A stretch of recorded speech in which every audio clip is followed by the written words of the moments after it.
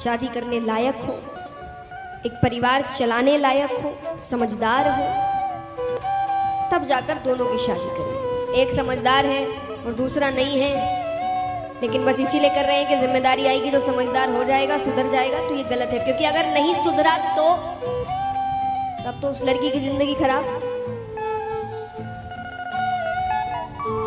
तो खास करके ये हर माता पिता से मेरी प्रार्थना है, क्योंकि शादी का मतलब सिर्फ ये नहीं दुनिया को दिखाने के लिए एक उम्र हो गई तब तो शादी करनी ही है, किसी से भी करना ही। शादी मतलब क्या होता है कि आप अपने बच्चों को ऐसे इंसानों के साथ मिला रहे हैं जो आपको लगता है कि अब हमारे जाने के बाद ये परिवार कहलाए।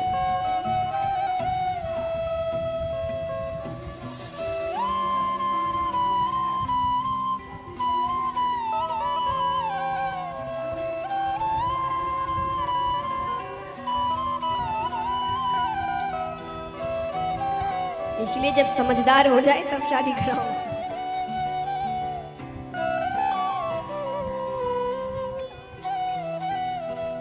यहाँ पर सभी रास कर रहे हैं। रास करते करते ठाकुर जी, राधा रानी, ग्वाल बाल, गोपियां सब एक कोने में आकर खड़े हो जाते हैं, बात करने लग जाते हैं। बात करते करते भगवान की नजर राधा जी के गले पर पड़ती है। राधा जी ने आज बहुत सुंदर मोतियों का हार पहना था। वृषभानु जी बहुत धनवान थे, नंद बाबा से भी ज्यादा धनवान। वृषभानु जी कौन थे? हाँ? राधा जी के पिताश्री।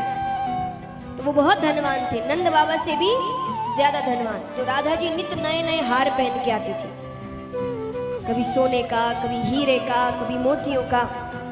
तो आज उन्होंने मोतियों का हार पहना, बहुत सुंदर। तो भगवान को वो दूर से दिखने में बहुत सुंदर लग रहा था। तो उसको ठीक से देखने के लिए भगवान ने हाथ आगे किया। राधा जी समझ गई कि ये हार की तरफ देख रहे हैं। राधा जी ने सोचा थोड़ा मजाक करते। तो जैसे ही भगवान ने हाथ आगे किया, राधा जी पीछे हट गई। भगवान ने पीछे हटने का कारण पूछा। राधा जी कहते, कन्हैया ये कोई सस्ता हार नहीं है, ये टूट गया ना तो तुम इसका मोल नहीं चुका सकते। ठीक है चलिए, तो मजाक की बात है, मित्र मित्र एक दूसरे से मजाक ऐसे करते हैं। लेकिन मजाक में और किसी को तकलीफ पहुंचाने में दोनों के बीच बहुत पतली सी लाइन होती है, और कई बार हम उसको पार कर देते हैं। तो राधा जी ने मजाक मजाक में फिर कहा कि कन्हैया ये टूट गया ना तो नंद बाबा और यशोदा मैया बिक भी जाए तो इसका मोल नहीं चुका सकते। भगवान को ये बात अच्छी नहीं लगी। लेकिन भगवान हमारे आपके जैसे थोड़ी है कि अच्छी नहीं लगी तो झगड़ा करने लगे। भगवान कुछ नहीं कहते, चुपचाप वहां से चले जाते। अब राधा जी सोचे कि ये तो नाराज हो गए। अब पहले फोन इत्यादि तो थे नहीं कि भाई घर पहुंचने से पहले मैसेज कर दो, कॉल कर दो। तो राधा जी ने सोचा कि कल रास के लिए आएंगे तब मैं मना लूंगी, माफी मांग लूंगी, जो कहेंगे। भगवान कितने दिन तक रास करने ही नहीं आए। राधा जी को बड़ा अटपटा लग रहा है कि इनको इतनी बुरी लग गई बात। राधा जी भी रास करने नहीं आ रही, अपने घर पर है, उदास है, और कोई कुछ पूछ ले तो वो और जोर से रोने लग जाए। अब यहाँ पर नारद जी एक दिन वृषभानु जी के घर आते हैं।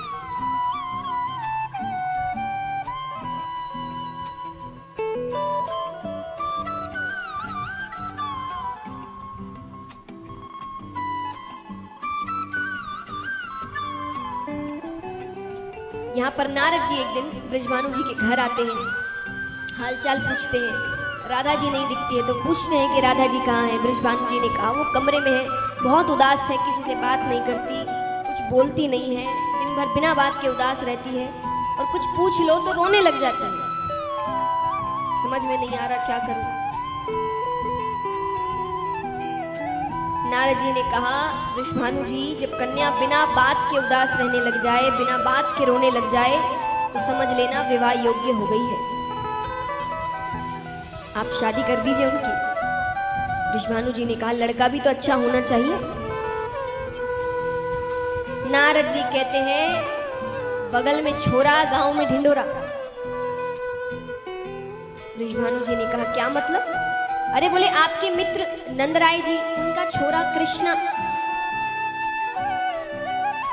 उसमें क्या खराबी है? ठीक है, थोड़ी चोरी करता है तो वो तो शादी के बाद सुधर जाएगा।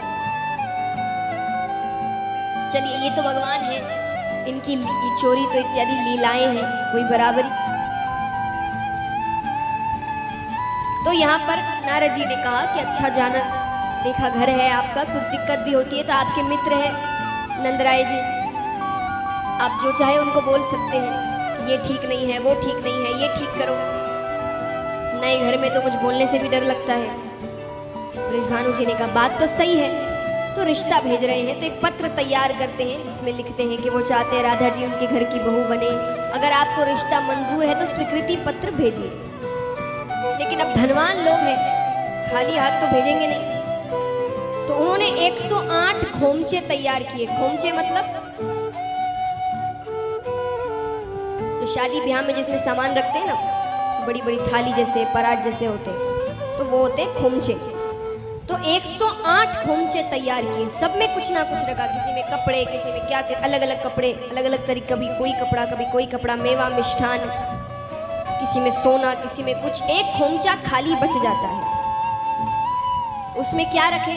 तो उसमें खूब सारे मोती भर दिए गए और वो 108 खोमचे तैयार होकर जाते हैं। नंद बाबा के घर पहुंचते हैं। नंद बाबा भी बड़े प्रसन्न हुए। अब उन्होंने सोचा, स्वीकृति पत्र तो भेजेंगे और ये खोमचे भी खाली नहीं भेजेंगे, कुछ ना कुछ इसमें भर कर भेजेंगे। भगवान भी वहां घूम रहे हैं, कनखियों से देख रहे हैं क्या क्या आया है, क्या लिखा है। प्रसन्नता हो रही है पर जता नहीं रहे हैं। अब यहाँ पर एकदम अंत में वो मोतियों का खोमचा रखा था। भगवान ने उसमें से एक मुट्ठी मोती उठाए और चले गए। अब सेवक खोमचे खाली कर रहे हैं तो नंद बाबा वहां फेरी लगा रहे हैं कि सब ठीक है ना, सेवक सही तरीके से काम कर रहे हैं कि नहीं। तो नंद बाबा मोतियों के खोमचे तक पहुंचते हैं तो उनको मोती कम लग रहे हैं। और नंद बाबा देखे सेवक तो अभी तक मोतियों के खोमचे तक पहुंचे भी नहीं है। तो उन्होंने सेवकों से ही पूछा कि यहाँ कोई आया था क्या? उन्होंने कहा, कृष्ण बलराम आए थे। नंद बाबा कहते, घर में ही चोर है, दूसरे से क्या पूछना। नंद बाबा ने कहा, कन्हैया तूने यहाँ से मोती उठाए? भगवान कहते, हाँ उठाए। अरे आज तो मान गया, हमेशा मना कर देता है, मैंने नहीं किया, मैंने नहीं किया। नंद बाबा कहते, क्यों उठाए? बोले, मैंने मोतियों की खेती कर दी है, अभी तक तो पेड़ भी लगाए हैं।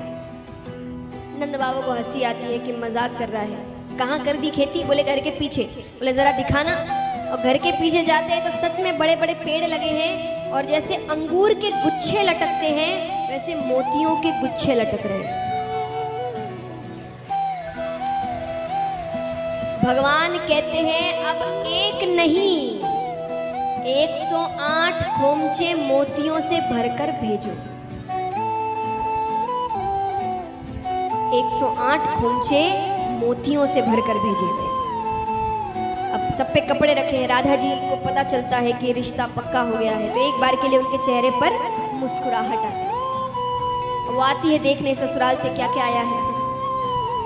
पहला कपड़ा हटाया, मोती, दूसरा मोती, तीसरा मोती, चौथा मोती, पांचवा। अरे और जोर जोर से रोने लग जाते क्योंकि किसी और को पता ना हो, पता राधा जी को पता है कि ये मुझे ही दिखाने को भेजे गए हैं कि हमारे घर भी मोतियों की कमी नहीं है। राधा जी बहुत उदास है, उनको ऐसा लग रहा है इनको इतना बुरा लग गया। बात सच में बुरी लगी होगी तभी जब शादी की बात हो रही है उस वक्त भी उनको ये